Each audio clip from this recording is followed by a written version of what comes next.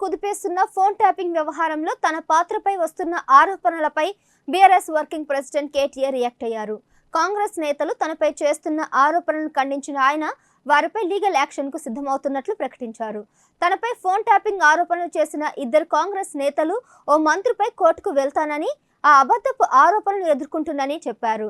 వాస్తవాలు తెలుసుకోకుండా ఈ వార్తను ప్రచురించిన వార్తా సంస్థలకు కూడా నోటీసులు ఇస్తామని తెలిపారు.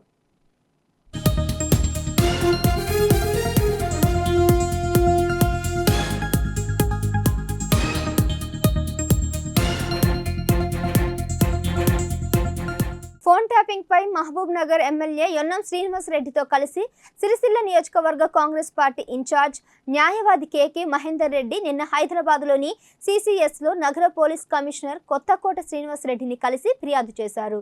సిరిసిల్ల కేంద్రంగా ఫోన్ ట్యాపింగ్ జరిగిందని పేర్కొంటూ దానికి సంబంధించిన కీలక సమాచారాన్ని కమిషనర్కు అందజేశారు.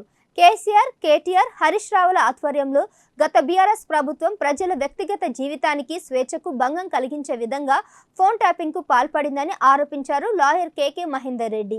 ఈ కేసులో గత ప్రభుత్వంలోని పెద్దలను కూడా వదిలిపెట్టకుండా పారదర్శకంగా విచారణ జరిపించాలని సిపికి వినతి పత్రం అందించారు.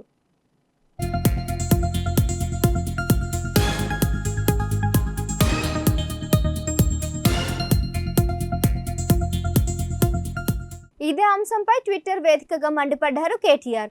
ఫోన్ ట్యాపింగ్ విషయంలో తనపై ఆరోపణలు చేసిన నేతలకు లీగల్ నోటీసులు ఇస్తానని చెప్పారు. నిరాధార అసత్య ఆరోపణలు చేస్తున్న నేతలు తనకు క్షమాపణలు చెప్పాలని, లేదంటే న్యాయపరమైన చర్యలు తీసుకుంటానని హెచ్చరించారు.